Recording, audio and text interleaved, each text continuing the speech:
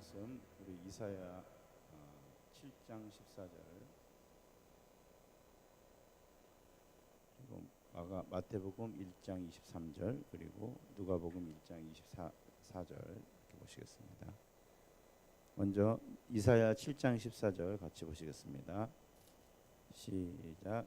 그러므로 주께서 친히 징조를 너희에게 주실 것이라.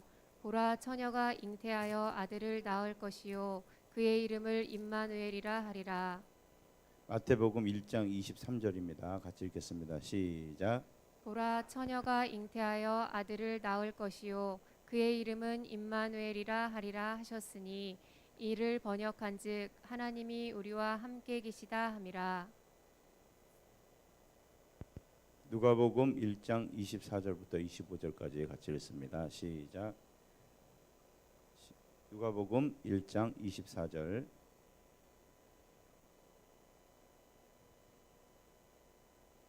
없나요? 네, 같이 읽겠습니다. 시작.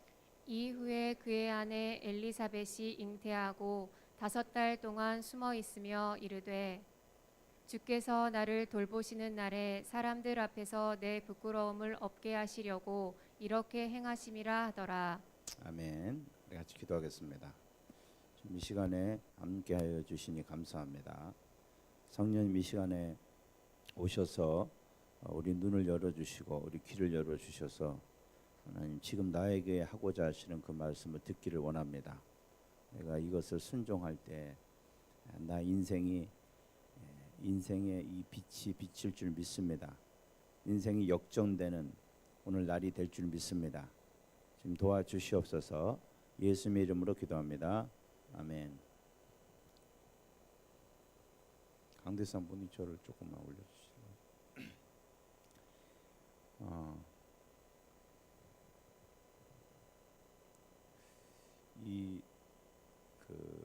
오늘 성탄절인데 오늘 성탄절을 통해서 오늘 주님이 주님이 우리에게 주신 구원이 어떤 것인가에 대해서 좀 같이 좀 생각해보는 시간을 좀 갖기를 원합니다. 이 절기들이 오늘 우리 성탄절이 있고 부활절이 있고 고난 주간이 있죠. 이게 이제 근데 그 외에도 사실은 많아요, 절기가. 근데 이 절기를 누가 만드셨을까요? 교회에서 만들었을까요? 네, 하나님이 만드신 겁니다. 절기의 오리지널이 하나님이세요. 근데 지금 이 성탄절이나 이런 건 없었죠. 근데 이스라엘 백성에게 처음 했을 때 절기를 주셨어요. 그래서 절기를 주셨는데 하나님이 절기가 우리한테 도움되라고 주셨겠죠, 그죠? 근데 사람이 뭐를 만들 때 여러분도 뭐 집에서 뭐 만들 때는 이거는 여기에 써야겠다는 어떤 그런 기능을 생각하면서 쓰잖아요, 그죠? 그렇게 만드시잖아요, 그죠? 어떤 제품을 만들 때 이거는 이런 용도로 써야겠다 그렇게 생각하고 만드시죠, 그렇죠? 그래서 그 제품을 쓸 때 그런 용도에 써야지 그 제품을 제일 잘 쓸 수가 있는 거예요. 만약에 차가 있는데 차를 갖다가 우리는 타는 용도로 쓰는 거죠. 근데 그것을 다른 용도로 쓰면 안 돼요. 그거를 뭐 밀고 다닌다거나 그렇게 쓰는 게 아니고 차는 기름을 넣어서 시동을 걸어가지고 어디 먼데 갈 때 그때 쓰는 거예요, 그렇죠? 갖고 노는 장난감이 아니잖아요. 마찬가지로 하나님이 절기를 만드셨을 때는 그 용도가 있습니다. 그래서 그 용도대로 잘 쓰면은 굉장히 여러분에게 유익이 됩니다. 그런데 그 용도대로 잘못 쓰면은 오히려 이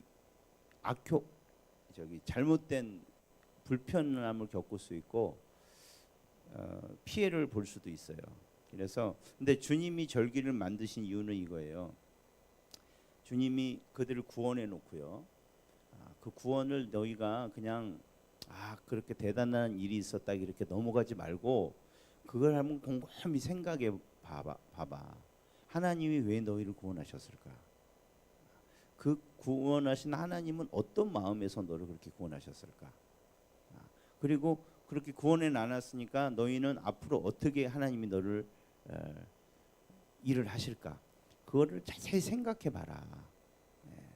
그러면은 너희가 이 세상을 살아갈 때 하나님 백성으로 정말 멋있게 살아갈 수 있을 거야. 그렇게 절기를 만들어 놓으신 거예요. 아멘이시죠? 근데 사람들이 그건 다 까먹고 절기 왜 이런 절기를 만들어 갖고 우리를 불편하게 하는 거야. 야 오늘 됐다 오늘 다 모여라. 양 잡아라 이래가지고 그렇게 절기를 지켜버렸어요. 그래서 사실은 6월절 날 주님이 오시는 6월절 날 이제 주님이 십자가 지셨거든요. 근데 그때 예수님이 십자가 지는데도 그거는 생각도 못 하고요. 오히려 예수님 죽이라고 막 그러고 집에서 양 잡아 먹어야 된다고 예수님 빨리 치우라고 그랬어요. 얼마나 기가 막힌 일입니까, 그렇죠? 근데 우리 기독교는 이제 그 유대인의 그 절기는 지키지 않습니다. 왜냐하면 그것은 예수님께 다 이루어졌기 때문에. 그런데 우리는 그런다고 절기를 안 지키는 것이 아니라 이제는 예수님을 통해서 이루어진 그 절기를 지키는 거예요. 아멘이십니까? 그래서 우리는 이걸 계속 지켜야 됩니다. 그런데 이 용도에 맞게 하셔야 돼요. 그래서 여태까지 우리가 지켜왔던 거는 뭐냐면은 크리스마스 때 영국하고 또 뭐 있죠? 새벽송 돌고 이거에 우리 초점을 많이 맞췄어요. 그래서 막 특송도 연습해야 되고. 근데 그게 뭐 잘못된 건 아닌데 사실 그게 주가 되면 안 돼요. 아멘이시죠? 그래서 주님이 이렇게 다 못하게 하셨는 것 같아요. 지금 이제 별로 하는 데도 없고. 근데 그게 우리 막 선물 나눠주고 파티하고 이게 주가 돼. 지금 미국에서는 이게 크리스마스는 온 가족이 모여서 이 칠면조 뜯어먹는 날이거든요. 그게 주가 됐어. 교회도 안 가고. 그래서 우리가 이 주님이 만드신 절기를 회복하기를 원합니다. 그거는 뭐냐면은 여러분이 준비하셔야 돼요. 절기를 준비하셔야 돼요. 절기는 그냥 한꺼번에 그냥 어느 날 와서 그냥 오늘 크리스마스니까 성경책 들고 교회 가자 그게 아니고요.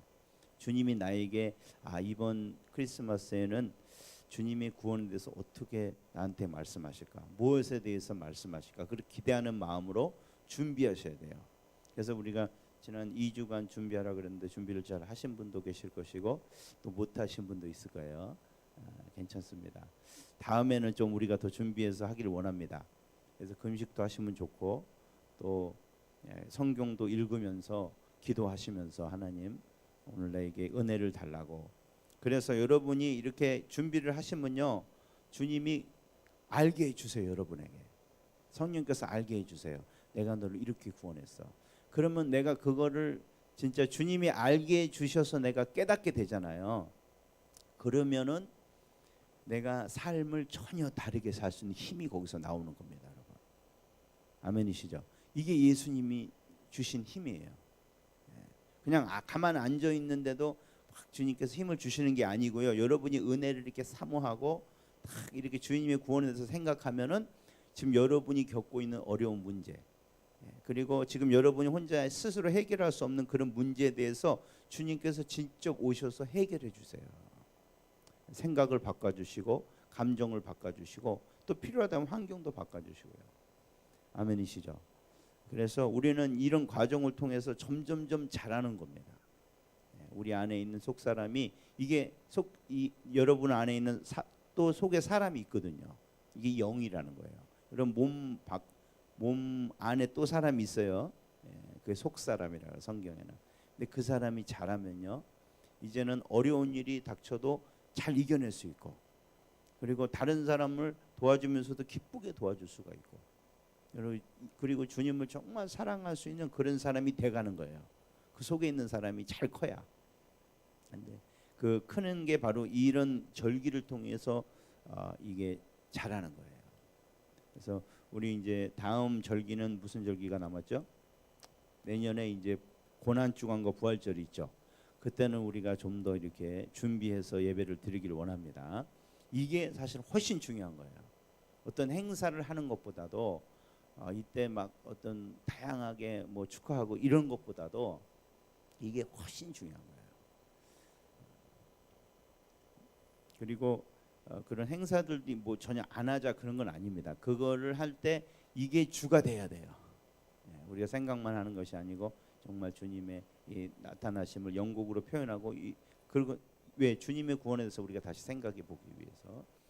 그런데 하여튼 오늘은 이 성탄절 절기에 대해서 주님이 오신 이유에 대해서 특별히 우리의 부끄러움을 씻으러 오신 그 주님에 대해서 같이 좀 생각해 보기를 원합니다, 여러분. 오늘 그 이 부끄러움에 대해서 말할 텐데, 애들도 철들면 제일 철들었다는 거 어떻게 알아요? 부끄러워해요. 그 철들기 전에는 별로 부끄러운 걸 모르는데 사람들 앞에 나가기도 부끄러워하고 막 남의 나서기를 부끄러워해요. 근데 여러분 가르쳐 주셨어요? 너 창피하니까 너 부끄러워야 된다. 가르쳐 주셨어요?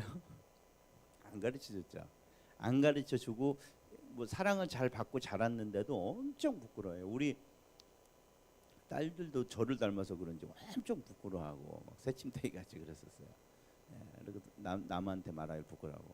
근데 이게 사실은 오늘 그거에 대해서 좀 얘기를 해보려고 하는데, 이 부끄러움이라는 문제가 이게 수치라고 말하는데 이게 굉장히 심각한 문제입니다. 인생에 있어서 어떻게 보면은 가장 중요하면서도 심각한 문제. 그래서 오늘은 왜 우리가 이렇게 부끄러워할까? 거기에 대해서, 그렇다면 이 부끄러움을 어떻게 우리가 해결할 수 있을까? 그리고 그걸 해결하기 위해서 나는 어떻게 해야 되는가? 예수님은 어떻게 그 부끄러움을 해결하셨는가? 그리고 마지막으로 우리에게 그런 부끄러움을 제거하기 위해서 뭘 해야 되는가? 그렇게 여러분 말씀을 드리기를 원합니다. 오늘 이게 성경에 보면은 예수님께서 예수님 오시기 전에 이제 요한이 태어나는 그 사건을 기록하고 있는데, 누가복음 1장 24절에 이후에 그의 아내 엘리사벳이 잉태하고 5달 동안 숨어 있으며 이르되 주께서 나를 돌보시는 날에 사람들 앞에서 내 부끄러움을 없게 하시려고 이렇게 행하심이라. 이게 이제 예수님의 사촌이에요. 사촌 형이겠죠. 먼저 태어났으니까 한 6개월 먼저 태어났는데, 그 사촌이에요. 사촌인데 그 엘리사벳이 거의 할머니예요. 근데 애를 못 낳았어요. 지금은 진짜 애를 못 낳는 가정이 굉장히 많습니다. 그래서 참, 그리고 또 이제 거기에 대한 또 시술도 많고 그런데 많이 아픔들이 있죠. 그런데 그냥 애가 없으니까 가정에 쓸쓸하다 이 정도잖아요. 그런데 옛날에는 그렇지 않았어요. 여러분 잘 아시죠? 집에서 애를 못 낳으면 쫓겨났습니다. 여자의 구실을 못한다는 거죠. 굉장한 수치예요, 그게. 그런데 유대인들은 거기에다 하나 더 얹어요. 그 사람은 하나님의 저주를 받았다고 생각해요. 그래서 이 엘리사벳과 사가랴 부부는 사실은 굉장히 교회에서 신실하고 남들이 보기에는 너무나 정말 착하고 선한 분이에요. 근데 애가 안 나오는 거예요. 그러니까 사람들이 뭐라 그러겠어요? 저 목사님 뭔 문제가 있는 거 아니야? 뒤로 뭐 잘못하고 있는 거 아니야? 옛날에 목사님 되기 전에 뭐 잘못을 했을 거야. 그러니까 하나님 저러지, 어떻게 하나님이 사랑하시고 저런 사람이 저렇게 애가 없어? 그래서 뒤에서 수근수근 하는 거예요. 여러분, 그 뒤에서 수근수근 하는 거 여러분 다 들려요, 안 들려요? 다 들리죠. 오래되면 다 들리죠. 아무리 무딘 사람도. 그럴 때 기분이 좋아요, 안 좋아요? 되게 안 좋겠죠. 이제 그게 그런 수치를 참 어떻게 보면 되게 억울한 거죠. 그런데 그것을 하나님께서 벗겨 주셨어요. 도저히 애가 낳을 수 없는, 아주 나이가 다 들어서 할머니가 다 됐는데 애를 낳은 거예요. 사람들이 야 돌변했죠. 야, 하나님이 저주를 받은 게 아니라 저럴라 그랬구나. 그리고 애를 그냥 낳은 게 아니고 정말 이스라엘의 그 400년 동안의 침묵을 깰, 그리고 예수님이 말씀하신 가장 큰 선지자라고 하는 그 선지자가 나왔어요. 그래서 기준 펴고 살겠죠. 근데 그 얘기를 이제 이 예수님 탄생 얘기에 이제 누가는 기록하고 있는데, 사실은 이것은 예수님의 구원에 대한 어떤 예언적인 이야기라고 볼 수 있습니다. 왜냐하면은 예수님이 오셔서 하신 것이 이 부끄러움을 없게 해주시려고 오신 것입니다. 저와 여러분이 가지고 있는 부끄러움을 없게 하시려고 예수님이 오신 것입니다, 여러분. 예수 믿으면 부끄러움이 없는 삶을 살 수가 있어요. 그래서 근데 이 부끄러움이라는 게 뭘까 우리가 좀 생각해 보기를 원합니다. 그리고 부끄러움이 어디서 왔는가? 제가 잠깐 말씀드린 애들이 이렇게 부끄러워하는 거 이건 어디서 왔을까? 근데 이것이 애들만 있는 것이 아니고 어른들도 있어요, 없어요? 그래서 항상 어르신들이 하는 말이 남 부끄럽지 않게 살아라. 부끄럽게 그게 뭐냐? 그 얘기 많이 하죠. 근데 이 부끄러움이라는 건 여러분이 있으면서도 모를 수도 있어요. 이건 여러 가지로 나타나는데 열등감, 그 다음에 우월감도 사실은 부끄러움이에요. 그 다음에 낮은 자존감, 높은 자존감, 지나친 경쟁심, 아니면 경쟁을 싫어하는 거. 그 다음에 중독, 허무함, 과도한 집착, 과도한 성취욕. 이게 심하면 이제 우울증 오는 거죠. 내가 살아서 뭐해? 이런 생각이 드는 거예요. 그러니까 이 수치감이라는 걸 어떤 분은 이렇게 표현했어요. 내 존재에 관한 이 의문감이 드는 거예요. 내 존재, 그러니까 내가 한 일에 대해서 잘못하는 건 죄책감이라고 그러는데 내 존재 자체가 나는 부끄러운 존재야.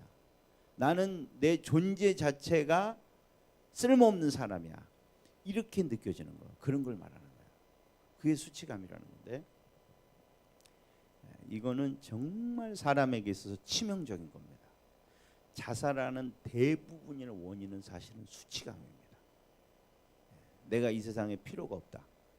그런 말을 들었을 때, 그런 느낌을 받았을 때, 내 존재 자체가 짓밟히는 그런 어떤 일을 당했을 때나 내가 어떤 그런 걸 그렇다고 느끼게 됐을 때 사실은 자살하는 거예요. 배고파서 자살했다는 사람 들어보셨어요? 없습니다. 거의 다 이거예요. 자기 존재감에 대한 부끄러움이죠. 근데 어떤 분은 그래요. 나는 그런 부끄러움이 없어요. 저는 사랑도 많이 받고 지금 하는 일도 잘 되기 때문에 나는 괜찮아요. 근데 그거는 가봐야 알아요. 가봐야 알아요. 무슨 말이냐? 나는 행복한 가정을 가지고 있기 때문에 나는 정말 남부럽지 않다. 뭐가 있어도. 그러면 만약에 행복한 가정이 깨지면 어떨까요? 그 사람은 무너집니다. 무너지게 돼 있어요. 나는 참 우리 든든한 애들이 있고 나의 말을 잘 들어 그래서 나 인생이 정말 살만하고 정말 나는 내 존재가 너무 감사하고 축복스럽다 그렇게 느끼는 분이 계시는데 애들이 계속 품에 있나요? 품에 없죠. 여러분의 도움이 필요 없을 때가 없을 것이고 최악의 경우는 여러분의 그런 선대함을 배신하게 될 수도 있습니다. 여러분. 그런 경우가 있어서는 안 되겠지만 있을 수 있어요. 그럴 때 그 사람은 어떻게 될까요? 수치감을 느끼게 됩니다. 내가 이 세상에 살아서 뭐하나.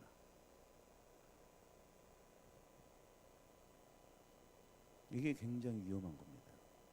우리가 그냥 있을 때는 잘 모르는 건데요. 여러분이 정말 이거는 내 인생을 지탱하는 거야.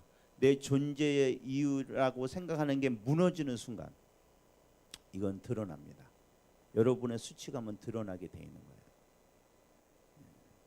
그런데 왜 사람은 그냥 내가 있는 대로 그냥 나를 생각하고 자신감 있게 살면 되지 왜 사람은 다 이러걸까? 여기 있는 사람 다 그렇습니다.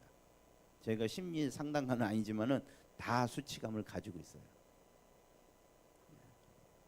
근데 이제 여기에 대해서 이제 많은 사람들이 이제 얘기하는 것이 정신분석학자들이나 이제 상담하는 사람들이죠. 그다음에 뭐 철학자들이나 많은 사람들이 이제 얘기를 해요. 인간은 수치감을 왜 느끼냐? 왜 부끄러워하고 왜 인정받으려고 하고 왜 또 그것도 못 받으면 또 좌절하고 이러냐? 여기에 대해서 많은 설명이 있는데 저는 그것보다 공부해 보지도 않고 그러나 제가 그냥 대충 봐도 알 수 있는 거, 상식적으로 알 수 있는 건 이거예요. 그거는 믿을 게 별로 못 된다. 왜냐하면 여러분도 조금만 공부해 보시면 알아요. 뭐 상담학이라든지 뭐 이런 심리학이라든지 이걸 공부해 보면요 계속 바뀝니다. 조금 바뀌는 게 아니라 확 뒤집어져요. 이렇게 됐다 저렇게 됐다가. 그래서 그게 신뢰가 엄청 떨어져요. 근데 조금만 더 생각해 보면 그게 당연한 겁니다. 왜냐하면은 그러면 기계를 고치려고 그러면은 기계가 누가 만들었고 어떻게 만들어지는지를 알아야 됩니다. 그렇죠?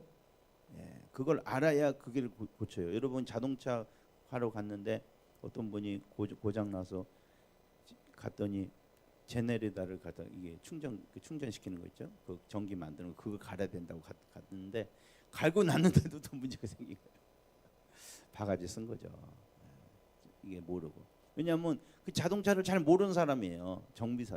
정비사라고 하지만은 그런 분 많죠. 의사라 그러는데 엉뚱하게 암 걸렸는데 그냥 소화약이나 주고 이게 잘 모르는 의사예요. 그런 의사한테 맡기는 거는 굉장히 위험한 거죠. 그런데 오늘 제가 말씀드린 사람에 대해서는요 모든 사람이 이 돌팔입니다. 왜냐하면 어떤 의사도 사람이 어떻게 생겨 먹었는지는 몰라요. 무슨 말씀이든 그냥 물론 해부학을 보면 알 수 있겠죠. 그러나 사람이 이게 몸뚱아리만 된 게 아니잖아요. 동의하시면 아멘 합시다. 영이 있잖아요. 영혼이라는 게 있잖아요. 감정이라는 게 있고. 근데 이게 어떻게 되는지 알 수가 없어요. 이거 보이지도 않는 거거든요. 이게 어떻게 처음에 생겼고 어떻게 서로 하는지 막 가설은 세우지만은 모르는 거예요. 그런데 여기에 대해서 가장 정확히 알고 계시는 분이 누굴까요? 우리를 만드신 하나님이십니다. 그분은 설계자시고 인간을 처음부터 끝까지 다 아시는 분이에요. 그렇기 때문에 그분이 말한 게 가장 정확합니다. 그분인데 그분이 말한 부끄러움의 이 원인은 뭐냐면요, 죄예요. 죄. 사람이 언제 처음 부끄러움을 느꼈냐면은 죄를 짓고 나서 첫 번째 느낀 감정이 부끄러움이었어요. 부끄러움을 이제 조금 좀 쉽게 표현하면 이겁니다. 내가 가치가 있다는 사실을 의심당할 때, 다른 사람이 어떤 행동을 해갖고 내가 가치가 없다고 이렇게 나를 무시할 때 느끼는 게 그게 수치감이고, 혹은 내가 어떤 행동을 했는데 이거는 정말 내가 하면 안 되는 행동이야. 내가 내 행동을 보면서 정말 실망할 때, 그럴 때 이제 수치를 느끼는 거죠. 그런데 왜 처음에 사람이 이걸 느끼게 되냐? 원래 처음 사람은요, 하나님이 진짜 영광스럽게 지으셨습니다. 이게 무슨 말이냐? 뭐 아주 이쁘게 졌다 그런 것도 되겠지만은, 사람을 질 때 원래 어떻게 졌냐면은, 우리는 피조물이지만은 주님과 대화하고 주님과 어떤 교감을 직접 인격적인 교제를 할 수 있도록 영을 주신 거예요. 영을 주셔가지고 하나님과 이게 말이 통해요. 말이 통해요. 동물들하고 말이 안 통하는데 하나님하고 말이 통해요. 생각도 어느 정도는 이해할 수가 있어. 그러면서 주님이 이제는 너는 나랑 같이 온 세상을 다스리자 그러신 거예요. 그래서 내가 너랑 상의하고 네 의견 하면 그대로 내가 할게. 그렇게 사람을 만드신 거예요. 근데 죄가 뭐냐면은 내가 뭐 예수님의 뭐 죄송합니다 비서도 아니고 말이야. 맨날 뭐 주님이 하자는 것만 해야 되고 말이야. 그러면서 원래 그런 생각 자기가 한 건 아니고요. 옆에서 뱀이 와가 그렇게 꼬신 거예요. 네가 들러리냐? 네 인생은 하나님 없어 아무것도 아니지. 너 스스로 뭔가 좀 해봐. 그 하는 방법 알려줄까? 하고 싶지. 저기에서 저거 사과 같이 생긴 거, 저거 맛있게 생긴 거, 저거 한 입 물으면은 눈이 밝아지고 생각을 하나님처럼 할 수 있어. 그래서 이제는 주님한테 안 물어보고 너 혼자 다 할 수 있어. 너 혼자 살 수 있어. 너 혼자 다 생각해서 옳고 그런 걸 판단해 갖고 주님하고 없이 할 수 있어. 그렇게 하와가 그리고 아담이 그래서 선악과를 따먹은 겁니다. 그게 그냥 먹고 배고파서 따먹은 게 아니에요. 그냥 재미로 따먹은 게 아니고요. 그런 의도를 갖고 따먹은 거예요. 나는 이제는 주님의 들러리가 아니야. 혼자서 나는 개업을 해볼 거야. 언제까지 하인으로 내가 살 거야. 내가 딱 한마디 하면 동물들이 딱 줄 서고 막 이러는데 말이야. 그때부터 인간은 그랬으니까 주님 뭐 다 뺏어간 거 당연한 거죠. 그리고 하나님하고 이제는 완전히 관계가 끊어져 버렸어요. 하나님 보호하심도 공급하심도 완전히 끊어져 버린 거예요. 그런데 이 생각 속에는 내가 어떤 존재라는 건 남아 있는 거예요. 그래서 지금 사람들이 아직도 동물을 보호하려고 그러죠. 이게 너무 지나쳐서 탈이지만은 그 누가 시킨 것도 아닌데 그게 남아 있어요. 나는 그런 존재야. 이 만물을 다스리는 존재라는 게 남아는 있어. 그러나 내 모습을 보니까 어때요? 너무 거기에 모자라잖아. 그것이 인간이 계속 수치감을 느끼는 이유라고 말하는 거예요. 죄를 졌기 때문에. 죄라는 게 뭐냐면은 성경의 죄는 관역에서 벗어났다 그래요. 뭐라고요? 관역에서 벗어났다. 원래 있을 자리인데 거기서 삐껴나간 거예요. 원래 거기가 정중앙에다 맞춰야 되는데 딴 데 가버린 거예요. 그게 죄졌다는 거예요. 하나님이 원래 우리와 동업하고 함께 주님과 일하는 그 자리에 있어야 되는데 나 이거 싫어 그리고 박차고 나간 거예요. 그러니까 뭘 해도 사실은 부끄러운 거예요. 원래 이건 내 자리가 아니에요. 나는 훨씬 존귀한 존재라는 것을 알고 있기 때문에. 근데 이게 너무 불편하잖아요. 여러분 자기 자신이 수치스럽다는 거 느껴보신 적 한 번씩은 다 있죠. 어렸을 때 중학교 때 다 왕따 한번 당해보셨잖아요. 그럴 때 느끼죠, 수치감을.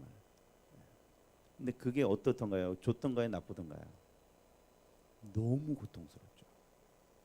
너무 불편해요. 그거는 정말 이거는 그냥 남한테 두들겨 맞고 이런 거하고는 비교도 안 돼요. 내가 이렇게 가치 없는 인간이야? 그렇게 느낄 때 너무 힘든 거예요. 그건 정말 사람을 수치스럽게 느끼는 게 가장 나쁜 행동입니다. 인간에게 하서는 가장 잔인한 폭력이에요, 이게. 그리고 내가 느끼기에도 제일 힘든 거예요, 이게. 그래서 어떡하냐? 딴 걸로 채우는 거예요. 딴 걸로. 이걸 일단은 견딜 수 없으니까 진통제를 먹어야 될 거 아니에요. 그 진통제가 뭐냐? 성공. 내가 성공을 해서 내가 참 괜찮은 존재라는 걸 보여줄 거야. 그다음에 이런 마인드 컨트롤 알죠? 자기 체면. 나는 소중한 존재야. 나는 소중한 존재야. 막 그거를 막. 참 우리는 이런 거 배워야 돼. 우리 예수 믿는 사람 말씀을 그렇게 막 선포하지 않는데 예수 안 믿는 사람은 나는 할 수 있어. 나는 소중한 존재야. 막 이거를 막 자기에게 체면을 거는 거예요. 그러면 잠깐은 진짜 그렇다고 이게 말에 힘이 있거든요. 이 생각의 힘이라는 게 진짜 있기 때문에 그렇게 잠깐 생각이 되기도 해요. 그러나 죄송합니다. 그거는 진짜 현실과 맞부딪혔을 때 다 깨집니다. 환상입니다. 그 인간의 수치감이 그 정도 얄팍하지 않습니다. 그렇게 해결될 수 있는 게 아니에요. 훨씬 상처가 깊은 거예요. 어떤 사람은 다른 사람을 지배함으로써 이것을 내가 이 수치감에 벗어나려고 하고 아니야 나는 그런 사람이 아니야 마냥 부정하려고도 하고. 근데 사실 이게 도와주는 게 아니라 훨씬 더 인간을 파괴합니다. 이것에 된 거 주변 얘기 들어오면 다 알아요. 그런 사람들이 어떻게 될까? 자기의 컴플렉스 때문에 성공하려 했던 사람들, 이것을 벗어나기 위해서 돈에 집착하고 관계에 집착하는 게 얼마나 무서운 거예요. 스토킹 이런 게 다 그런 겁니다. 데이트 살인 이런 게 다 그런 거예요. 진짜 무서운 겁니다. 그런데 중요한 거는 사람은 절대 스스로 여기서 벗어날 수 없습니다. 그거를 아셔야 돼요. 그게 출발입니다. 아무리 여러분 뭐 돈을 많이 벌고 관계를 좋게 가지고 뭐 여러분이 하고 싶은 거 다 이루어져도 여러분 여전히 수치감이 있을 거예요. 오히려 내가 여태까지 한 노력이 아무 이게 진짜 쓸모 없다는 거에 더 여러분 좌절하게 될 거예요. 그런데 여러분 기쁜 소식은 예수님은 여러분을 수치에서 구원해 주셨습니다. 여러분 진짜 이 구원의 의미를 알게 되면은 여러분 이 수치에서 완전히 자유한 삶을 살 수 있습니다. 이게 무슨 말이냐? 아무리 누가 나를 무시해도 여러분 그거에서 여러분 구애받지 않고 그 사람을 용서해주고 사랑해줄 수 있어요. 이게 수치에서 자유한 거예요. 여러분이 아무것도 할 수 없고 정말 바보가 되었을지라도 여러분은 사랑받는다는 그런 자신감을 갖고 살 수가 있어요. 그리고 오히려 더 불쌍한 사람 도와줄 수가 있어요. 진짜 멋있게 인생을 자유롭고 살아갈 수 있어요. 근데 그러려면은 심리 상담하는 게 아니고요. 또 다른 여러분의 어떤 자아를 채워줄 그걸 찾아가는 게 아니고 예수님이 나를 어떻게 구원하셨는 그거를 여러분 살펴봐야 돼요. 아멘이십니까? 우리 예수 믿는 사람이 사실은 제일 이게 필요한 것 같아요. 예수 믿는 사람들이 이렇게 자신감이 없는 사람 너무 많거든요. 그러니까 세상에 사는 거 다 따라하는 거야. 자기 체면. 취미 생활을 가져봐라. 뭐 어떤 다른 데서 성취감을 느껴봐라. 그 유튜브에서 많이 나오잖아요. 그런 거. 그런 걸 예수 믿는 사람 하고 앉아 있는 거예요. 너무 기가 막히잖아요. 우리는 그런 거 하지 마세요. 뭐 그게 꼭 나쁘다는 건 아니에요. 그런 거라도 없으면 정말 이 세상은 정말 굉장히 더 힘들어질 건데 우리는 근본적인 것을 할 수 있습니다. 그게 자기 속은 잠깐 편해질 수 있어도요. 예수님 같이 다른 사람을 사랑할 수 있는 그런 멋있는 사람은 못 만들어내요. 아멘이십니까? 우리 예수 믿는 사람은 좀 나아야 되잖아요. 자기 속만 편한 게 아니고 내 속이 너무 편해갖고 다른 사람도 속도 편해지게 할 수 있어야 되잖아요. 그리고 심지어 내가 괴로울 때도 그 안에서 다른 사람을 위로할 수 있어야 되잖아요. 오늘 그런 방법이 있습니다. 여러분 그걸 하기를 원하시면 아멘 하시기 바랍니다. 그건 다른 게 아니고 하나님이 나를 어떻게 이 수치에서 구원해 주셨는가. 그걸 하기 위해서 예수님이 어떤 일을 하셨는가를 여러분이 잘 보시고요. 그걸 깊이 여러분 생각해 보세요. 오늘 그냥 제가 말씀드리는 거는 여러분 집에 가서 그리고 말씀 읽으면서 여러분이 생각해 보라고 하시는 거예요. 그때 성령님께서 일하십니다, 여러분. 지금 예배 시간에 일하시는 게 아니고요. 여러분 이 말씀을 가지고 정말 나는 너무 나는 아무 사람도 아닌 것 같아. 부끄러워. 나는 내 존재가 부끄러워. 이렇게 느끼는 분들은 오늘부터 가셔서 주님이 나를 어떻게 구원해 주시는지를 자꾸 생각해 보세요. 그래서 오늘 예수님은 나를 어떻게 구원해 주셨냐? 첫 번째, 하나님의 진노에서 우리를 구해 주셨습니다. 이게 생뚱맞죠? 이게 생뚱맞게 들리는 게 맞아요. 아니 내가 부끄러운데 왜 하나님의 진노에서 나를 구해줘? 하나님 날 화내셨어? 이렇게 생각하시는 분들 있죠. 근데 여러분이 겪고 있는 모든 내면의 고통의 근원은 하나님과의 관계입니다. 그게 성경이 하는 거예요. 성경이 말씀하시는 거예요. 그래서 하나님과 관계가 풀어지면 나머지는 술술술 풀립니다. 하나님과 관계가 문제예요. 근데 제가 아까 잠깐 수치심이 왜 왔냐고 말씀드렸죠. 그게 원래 하나님이 쉽게 말하면 나랑 동업하자. 내가 내 수준에서 너를 같이 키워주고 싶어. 그런 거예요. 그런 제안을 한 거예요. 근데 그것도 우리 같은 피조물이 아니고 우주에서 우주를 창조하시고 우주보다 더 큰 분이 말이에요. 개미도 못한 그런 존재에게 와갖고 그렇게 초청을 한 거예요. 그런데 어떻게 한 거예요? 됐어요. 그런 거예요. 당신이 주신 내 능력 갖고 나 혼자 내 마음대로 살아볼게요. 그게 죄입니다. 여러분 내 인생을 내 마음대로 살고 쉽다는 분이 많이 계시죠. 여기 이 교회 다니지만은 아직 주님을 만나지 못해서 내 인생을 정말 멋있게 한번 내가 하고 싶은데 그런 분은 다 그런 일을 하고 있는 거예요. 왜? 여러분 인생 여러분께 아니잖아요. 하나님 여러분 만드셨잖아요. 그리고 하나님은 여러분에게 그런 지금 계획을 갖고 계셔요. 근데 그거 싫다는 거예요. 여러분 생각해 보세요. 그거를 여러분이 그렇다 그럴 때 주님이 어떤 기분일까요?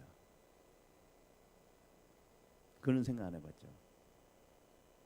주님은 사랑이시기 때문에 괜찮을까요? 그럼 주님은 너무 사랑이 많으셔서 어떻게 보면 감정도 없는 분으로 취급할 때가 많은데 절대 그런 분이 아닙니다, 여러분. 여러분이 어떤 제안을 했을 때 거절하면은 기분이 어때요? 나쁘죠. 그거 누구 닮아서 그런 줄 아세요? 하나님 닮아서 그래요. 친절을 베풀었는데 오히려 그거를 원수로 갚아요. 그럼 어때요? 굉장히 가슴이 아프죠. 가슴 아픈 게 너무 밉죠. 주님 밉지는 않으시지만 굉장한 사실은 모멸감을 느끼십니다. 그래서 첫 번째 계명, 두 번째 계명이 그거예요. 주님 이름을 헛되이 부르지 말라. 이건 주님을 무시하는 행위다. 주님 굉장히 기분 나빠하신다는 거예요. 믿음이 없음을 그 굉장히 큰 이유가 뭐냐면 하나님을 깔보는 거예요. 하나님 이걸 어떻게 해요? 그런 거예요. 믿음 없는 게. 여러분 입장에서는 그런 게 아니죠. 근데 사실 그거예요. 내가 해줄게 그런데 됐고요. 그냥 제가 할게요. 주님 이런 거 못하잖아요. 그런 거예요. 믿음 없는 게. 하나님을 굉장히 기분 나쁘게 하는 거예요. 사실 우리가 지금 하나님을 거부하고 있는 자체가 그런 겁니다. 근데 이게 사실 실감이 안 되죠. 근데 예수님을 만나고 회개한다는 게 바로 이게 깨달아지는 순간이에요.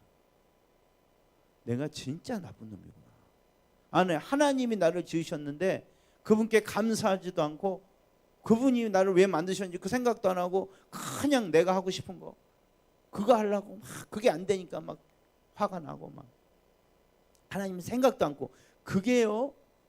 와, 내가 진짜 하나님한테 너무 잘못했구나. 그게 느껴지는 게 회개예요. 이게 사실 회심이라고 그러는 거예요.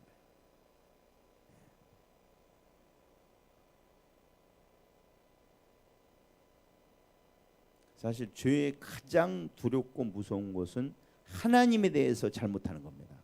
내게 피해받는 게 아니고요. 성경에서 구원받으라고 외치는 진짜 이유는 뭐냐? 하나님의 진노에서 피하라 그 말이에요. 그런데 왜 우리는 이걸 별로 심각하게 안 여기냐? 이유는 하나예요. 내가 너무 내 중심적이기 때문에. 그래서 너무 중심적인 사람은 얘기하면은 자기가 남에게 그런 얘기를 해서 힘들게 할 걸 생각을 안 합니다. 못 해요. 왜? 너무 자기 생각만 하니까. 자기 힘든 것만 얘기하는 거예요. 얘기가 안 통하죠. 특히 사춘기 아이들 여기 있지만 너희들 그런 아이들이야. 우리도 그랬지만은 얘기가 안 통하죠. 왜? 자기 힘든 것밖에 몰라요. 사실 부모님을 배나 더 힘들게 하고 있는데 주위 사람은 힘들게 전혀 안 들어와요. 그런 게. 그러면서 하여튼 자기가 다 피해자고 자기가 제일 불쌍한 사람이야. 그러나 철이 들면 알게 되죠. 그때 내가 얼마나 부모님을 애타게 했을까. 참 내가 못됐구나. 자기 중심에서 좀 벗어나는 거죠. 여러분 진짜 회개는 바로 이런 겁니다. 내가 지금 힘든 것보다도 내가 하나님을 정말 잘못했구나.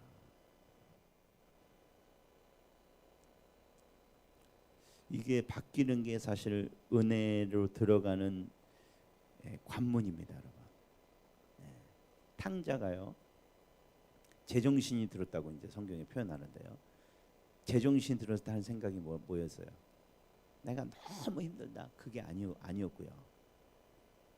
내가 하늘과 아버지께 죄를 지었다.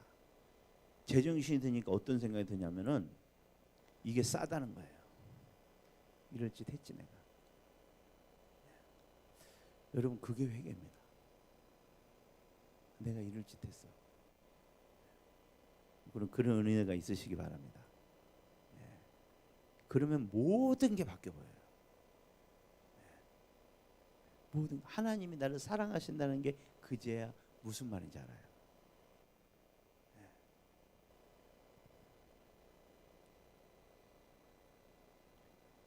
그래서 내가 이거를 깨닫는 거예요.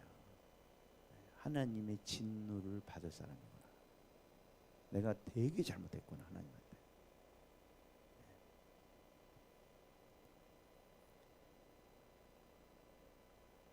이게 참 아이러니하지만은 내가 잘못한 걸 깨닫는 게 이 수치심의 여기서 벗어나시는 출발점입니다.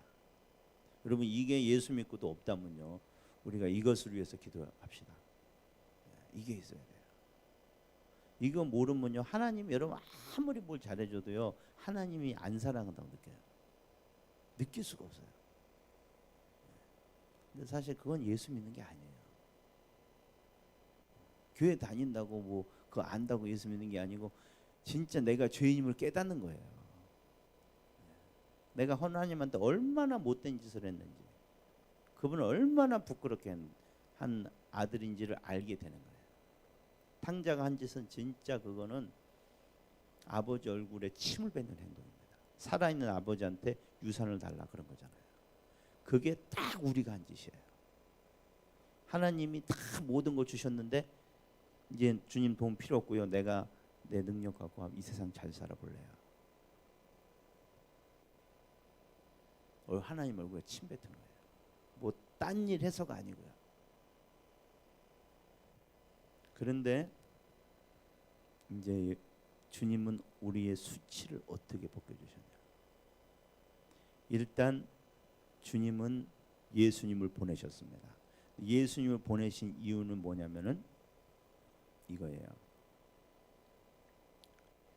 네가 나한테 수치를 했으면 주님이 그냥 없던 일로 하자, 그렇게 되지 않습니다. 왜냐하면 하나님의 수치를 거절하는 것은 그냥 여러분에게 창피 준 게 아니에요. 우리는 죄송합니다, 죄인이기 때문에 창피를 받아도 됩니다. 그렇게 생각 안 드시죠? 나중에 죄인임을 깨달으면 창피를 당해도 싸요 우리는. 그러나 하나님은 그렇게 하시면 안 돼요. 하나님은 가장 존귀하신 분이기 때문에 그분한테 그런 짓을 했으면 반드시 대가를 치러야 돼요. 그게 정의예요. 정의. 그냥 덮어줄 수가 없어요. 그런데 하나님이 하신 일은 기가 막힌 겁니다. 내가 나한테 수치를 줬기 때문에 너한테 똑같이 수치를 줘야 돼. 근데 이거는 감당할 수 없어 너희들이. 그래서 내가 받은 수치에 대한 벌을 내가 당할게. 그게 예수님 하나님이 하신 일이에요. 내 아들을 보내서 그 아들한테 내가 받은 이 수치에 대한 대가를 거기에다 갚아줄게. 이게 이해가 되십니까? 이해가 되세요? 저도 이해가 다 안 돼요. 그러나 우리 예수 믿는 사람들이 영원토록 해야 되는 거는 이거를 이해하는 거예요. 이거를 자꾸 이해 못해도 바라보는 거예요. 기가 막힌 일 아닙니까? 아니 내가 주님을 부끄럽게 하고 그건 내가 받아야 되는데, 아니 나는 그래도 난 너랑 같이 있고 싶어. 근데 이 벌은 받아야 되거든. 근데 이 벌을 내 아들한테 줄래. 그리고 내가 그거를 다 해결한 다음에 내가 너를 끌어안을 거야. 이게 주님이 오신 이유입니다. 그래서 여기 있는 모든 분들은 예수를 믿기만 하면은 주님이 이제는 그냥 덮어놓고 받아주시는 게 아니고 이제는 환한 웃는 얼굴로 받아주시는 거예요. 주님이 좋아서가 아니고요, 여러분이 했던 일이 별일이 아니라서 잊을 수 있는 일이가 아니고 예수님이 그 대가를 다 받으셨기 때문에. 그래서 우리는 더 이상 부끄러운 존재가 아닙니다. 주님이 수치를 깨끗이 씻어주셨어요. 그래서 예수님이 말씀하세요. 하나님 말씀. 이제는 당당히 나한테 나와라. 여태까지 했던 그런 죄인이 아니야. 너는 이제 다 잊어버렸어. 내 그런 배은망덕한 사람이 아니고 내 아들처럼 예수님과 똑같이 나를 보시는 거예요. 우리는 이해도 되지 않고 어떻게 그럴 수 있을까? 근데 주님은 그게 가능하십니다. 여러분 아주 힘든 기억에서 지우기가 어렵죠? 쉬워요, 어려워요? 불가능합니다. 지우려고 그랬으면 더 생각납니다. 그래서 어려워요. 근데 하나님 하실 수 있을까요, 없을까요? 있습니다. 다 아실 수 있지만은 모르실 수도 있어요. 그분이 모른다고 작정하면 모르는 거예요. 여러분은 그렇게 나가시는 거예요, 주님 앞에. 아멘이십니까? 과거에 어떤 잘못을 했든 예수만 믿으면은 그 십자가로 모든 것을 제하여 주시고 여러분을 정말 죄를 한 번도 안 진 사람처럼 보시는 거예요. 많은 분들이 이걸 잘 모르세요. 그래서 내가 옛날에 이런 짓을 했는데 주님 날 보시면 또 너 옛날 또 그 짓 했어. 우리가 그러잖아요. 다 용서했다 그래놓고 또 그 똑같은 날 너 똑같은 잘못하니? 그래서 했더니 막 이게 들춰내면 왜 옛날 얘기를 해? 막 그러면서 막 싸우잖아요. 근데 하나님하고는 그런 일이 없습니다. 아멘이십니까? 문제는 우리 기억에 남아서 우리가 그럴까 막 찜찜해하는 거지. 하나님은 기억에서 지워버리셨어요. 그래서 주님 앞에 나가실 때 회개한 거는 그건 꺼낼 필요도 없어요.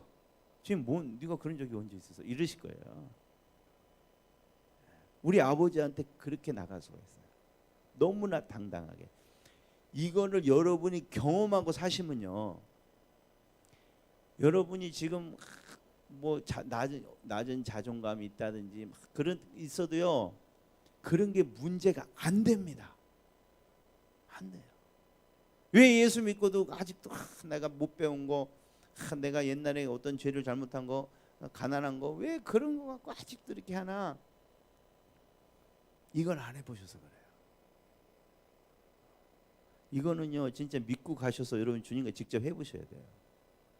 어떻게 하는지 잠깐 이따가 말씀드리겠지만은 그거 간단히 쉽습니다. 아주 간단해요. 그걸 하셔야 돼요. 주님이 그렇게 하셨어요. 완전히 법적으로 해결해 주셨어요. 그리고 주님 기억에서도 싹 지워버리셨어요. 아멘이십니까? 근데 우리가 더 이제 생각해 봐야 될 부분은 왜 그렇게 했냐 이 말이에요. 왜? 하나님은 그렇게까지 어떻게 자기 아들을 보내셔가지고 우리 수치를 담당하게 여기서 호사를 누리려고 보내신 게 아니고요. 주님 오실 때 얼마나 창피하게 오셨는지 아십니까? 사생아라는 그런 꼬리표가 계속 따라다녔어요. 지금은 우리가 이게 그냥 그럴 수도 있지 뭐 그랬지만은요. 옛날에는요. 아비 없는 자식을 얼마나 사람들이 무시했는지 몰라요. 특히 유대사에서는 이거 용납될 수 없는 거예요. 그런데 이게 뭐 동정녀에게 뭐 낫다 이거 누가 믿어줍니까? 예? 쟤네는 저거야 속도 위반이래. 아니야 얘기 들어보니까 요셉의 애가 아니라는 소식이 있어. 그게 더 맞아. 왜 요셉이 그럴 사람이 아니거든. 그래갖고 다 그래 예수를 보고 수근수근하는 거. 도대체 쟤는 누구의 일까? 커서도 그런 소문에 하는 거예요. 배우지도 못했죠. 예수님보다 가방끈 짧은 사람 여기 없습니다. 예수 얼마나 가난하게 사는지 몰라요. 그리고 성경 보면 외모도 그렇게 별 볼 일 없었다는 거예요. 멋있는 그런 남자의 모습이 아니었다는 거. 이사야 예언에 그렇게 있죠. 열등감, 낮은 자존감의 모든 조건을 다 갖춘 분이 예수님이십니다. 할렐루야. 물론 그분은 그렇게 안 사셨지만, 근데 주님은 그런 신분을 택하신 거예요. 가장 초라한 신분을. 왜? 창피를 당하려고요. 그리고 예수님이 당한 그 십자가의 고통은요, 두 가지면 하나는 육체적 고통이에요. 그러나 사실 그것보다 더 심한 건 뭐냐면 십자가를 그냥 진 게 아닙니다. 빨가 벗겨놓고 짓는 거예요. 속은 안 입힙니다. 빨가 벗겨놓고 대롱대롱 매달아놓고 여자들 있고 남자 애들 다 보는 거예요. 그리고 유대인들에게 나무에게 매달려 죽는 거는 진짜 이건 개죽음입니다. 이건 우리나라 말로 개죽음이에요. 가장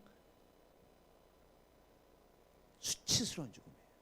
하나님의 저주를 받은 자는 땅에서도 얘는 죽을 가치가 없어. 땅도 받을 수가 없고 하늘도 받을 수 없으니까 어떻게 해요? 가운데다 매달아 놓자. 너는 하늘도 인정 못하고 땅에도 버림받은 자야. 그 말이거든요.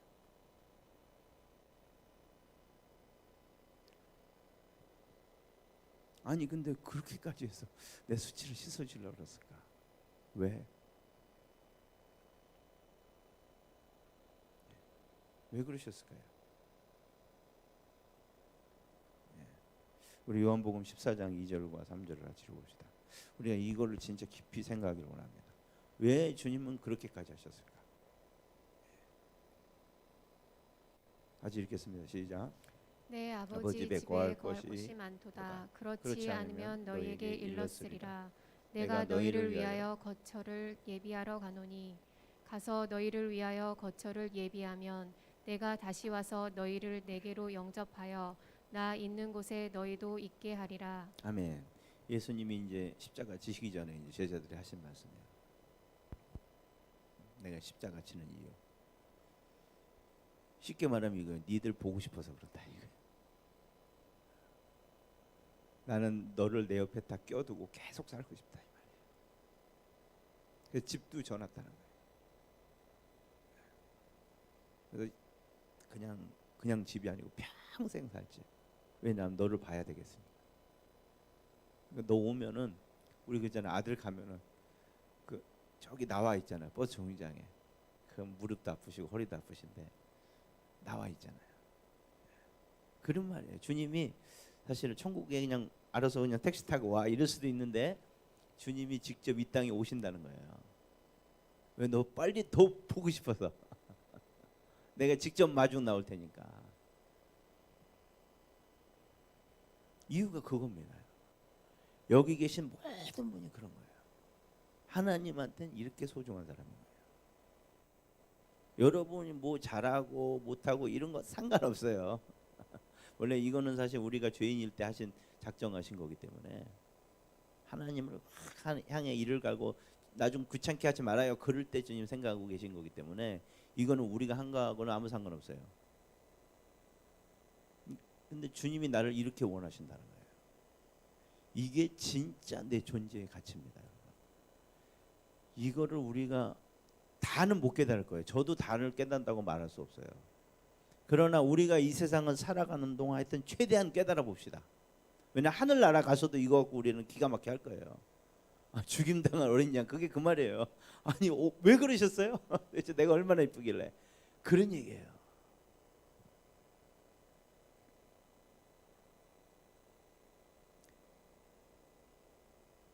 이거를 알아야 여러분 진짜 수치감에서 벗어날 수 있어요. 이거를 알고 나면요 이제 사람들이 여러분 뭐라 그런 게 별로 신경이 안 쓰여져요. 그리고 내가 대단한 사람인지 아닌지 상관없어요. 별 상관없어요. 심지어 여러분을 무시하고 그래도 그렇게 그게 힘들지가 않아요. 아멘이십니까? 이게 우리가 이 세상에서 주님의 빛을 내는 거거든요. 근데 이 말은 이제 마지막으로 우리는 그럼 어떻게 이 수치감을 벗어나야 되는가? 근데 문제는 뭐냐면 예수 믿고도 이런 마음이 든다는 거죠. 동의하시면 아멘합시다. 저는 아멘입니다. 예수 믿어도 내가 진짜 이렇게 초라한데 나는 뭐 잘하는 것도 없는데 나는 진짜 이거 믿고 살았는데 이게 더 없어졌어. 어떤 분은 남자들은 특별히 이 직업이 굉장히 사실은 이 수치감을 없애는데 큰 역할을 하거든요. 정말 이 뭐 그냥 연금도 많고 월급도 많고 회사에 가면은 또 막 거기 주는 특혜도 많고 그런 회사 다녀가지고 이렇게 명절 되면 여기 선물도 하고 막 그런 사람들은요 참 자존감이 높거든요. 행복하면서. 근데 요즘에 그런 직장이 하루아침에 없어져요. 지금 계속 벌어지고 있습니다. 연금도 다 날아가요. 생거지가 되는 거예요. 생거지 하세요? 그럼 어떻게 되나요? 그럼 무너지는 겁니다. 그 사람은. 이거는 여러분에게 다 닥칠 겁니다. 여러분. 크게 아멘 하시기 바랍니다. 아멘 안 하셔도 닥칠 거니까. 이 현실이니까. 그런데 그때도 성경은 그래요. 잎이 파릇파릇한 거예요. 그때도 다른 사람 챙길 수 있어요. 아멘이십니까? 이게 내 목표거든요. 근데 이거를 내가 지금 근데 예수 믿는다고 다 이렇게 살아가는 게 아니거든요. 그래서 그 방법을 제가 가르쳐 드리는데 아주 쉽습니다. 아까 제가 잠깐 먼저 말씀드렸지만은 하나님 말씀을 내 구원하신 걸 보고 주님과 대화하시길 바랍니다. 실질적으로 만약에 내가 엄청 초라하게 느껴져요. 오늘 갔는데 동창회 갔는데 우리 집이 제일 못 살고 말이에요. 예수 믿는다고 너 니네 된 게 뭐 있니? 니네 애들 대학 몇 명이나 갔니? 막 이런 소리 듣고 나니까 진짜 나 예수 믿고 나는데도 세상에 된 게 하나도 없고 막 우리 애들 속만 썩이고 대학도 다 별로 그렇게 좋은 데 못 가고 말이야. 내가 예수를 잘못 믿었나 이런 생각이 든단 말이에요. 그럴 때 있었어요? 없었어요? 있었죠. 그럴 때 내 자신을 바라보지 마시고요. 그 사람이 했던 말을 복귀하지 마시고 하나님 말씀을 펴놓으시라는 거예요. 그리고 이걸 보라는 거예요. 이게 진짜입니다, 여러분. 그걸 보시고 나를 위해서 내 부끄러움을 씻으셔서 감사합니다. 하나님, 내게 하나님의 자녀의 권세를 주셔서 감사합니다. 내 이 땅의 삶이 전부가 아니고 영원한 삶을 나에게 주셔서 감사합니다. 이 땅에서는 내 인격을 다듬는 그 땅 가서 준비시켜 주시는 것이죠. 나는 이미 존귀한 자고 이미 사랑받는 자입니다. 그냥 여기서 내가 그냥 이걸 그런 거지 나에게 이렇게 주입하는 것도 중요하지만 더 중요한 거는 주님께서 감사함으로 하나님께 아뢰라 그랬어요. 이거는 많이 안 하시는 것 같아요. 이걸 그냥 아멘 아멘 그런 거기서 멈추지 말고 하나 더 하시는 거예요. 감사해요. 하나님 저들보다 더 좋은 거 주셔서 감사해요. 하나님 자녀 된 권세를 주셔서 감사해요. 영원한 생명 주셔서 감사해요. 나를 아들만큼 사랑해 주셔서 감사해요. 내 수치를 씻기 위해서 그런 험한 일을 하신 주님 감사합니다. 찬양하는 거예요. 그냥 그러고 있으면 되는 거예요. 그러면요 나머지는 주님이 알아서 하십니다. 그 다음부터는 남을 주님이 끌고 가시는 거예요. 그래 나 너 진짜 사랑한다. 그거는 이제 하나님의 그 임재라는 거예요. 아멘이시죠? 그거를 해보시기 바랍니다. 지금 사실 이제 코로나를 인해서 그리스도인들도 많이 어려움을 겪죠. 가게도 어려워지고요. 사람 만나는 사람 못 만나고 그러면서 참 쓸쓸한 생각이 드실 수도 있어요. 참 이게 뭔가 도대체 나는 뭔가. 그럴 때 여러분 이 진리를 붙드시기 바랍니다. 그거는 마귀가 속이려고 그러는 거예요. 우리는 그거와 상관없는 존재입니다. 연말에 만날 사람 아무도 없어도 그게 내 존재와 상관없어요. 왜? 우리 주님은 나를 원하시니까. 아멘이십니까? 하나님 진짜 이거를 내가 경험하게 해주세요. 더 경험하게 해주세요. 이게 있어야 됩니다, 여러분.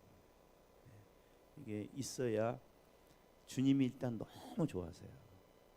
그래 맞아 내가 너 얼마나 좋아하는데 그러면 됐잖아.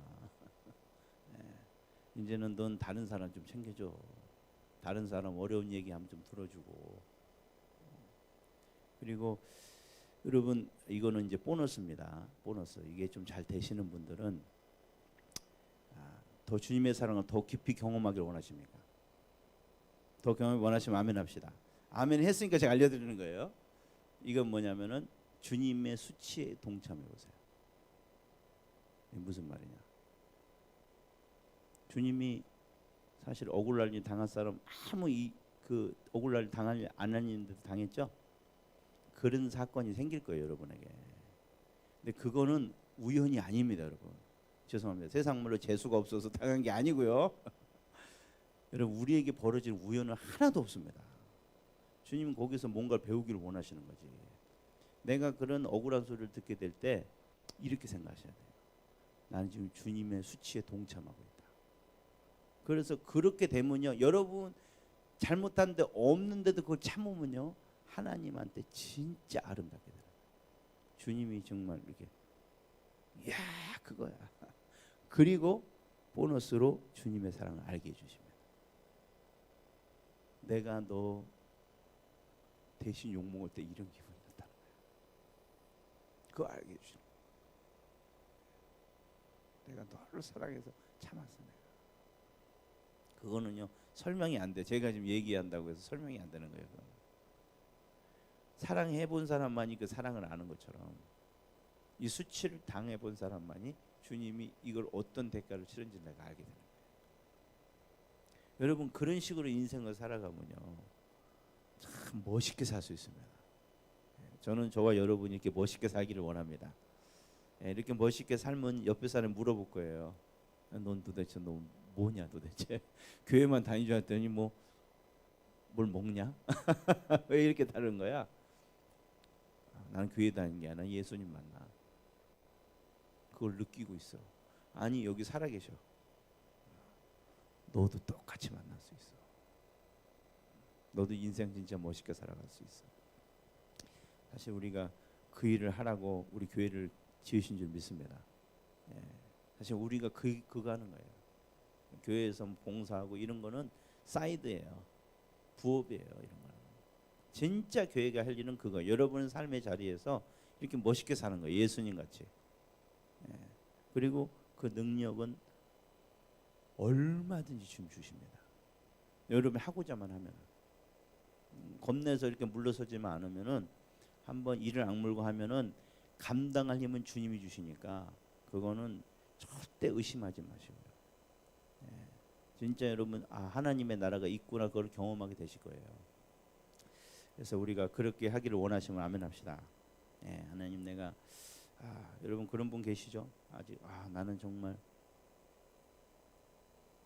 너무 작아 보이고요. 정말 내가 잘할 수 있을까 이런 생각. 특히 젊은이들 이제 그런 젊은이들이 많은 생각을 가지고 있는 거 너무 초라해 보이고 절대 그걸 성공이나 어떤 내가 이루고자 하는 꿈으로 하려고 하면 안 됩니다.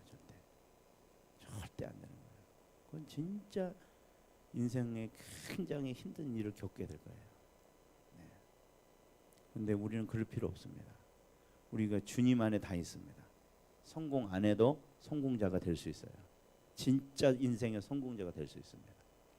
내가 그렇게 하기를 원합니다. 그러신 분들 우리 같이 기도하겠습니다. 반주를 좀 조용히 해주시고요. 주님, 이 시간에 주님 여러분 앞에 계세요. 주님이 묻습니다. 진짜 네가 나를 알기를 원하냐?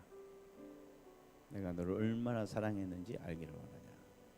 내가 너를 얼마나 원하는지 알기를 원하냐? 우리가 그렇게 고백했습니다. 감사합니다.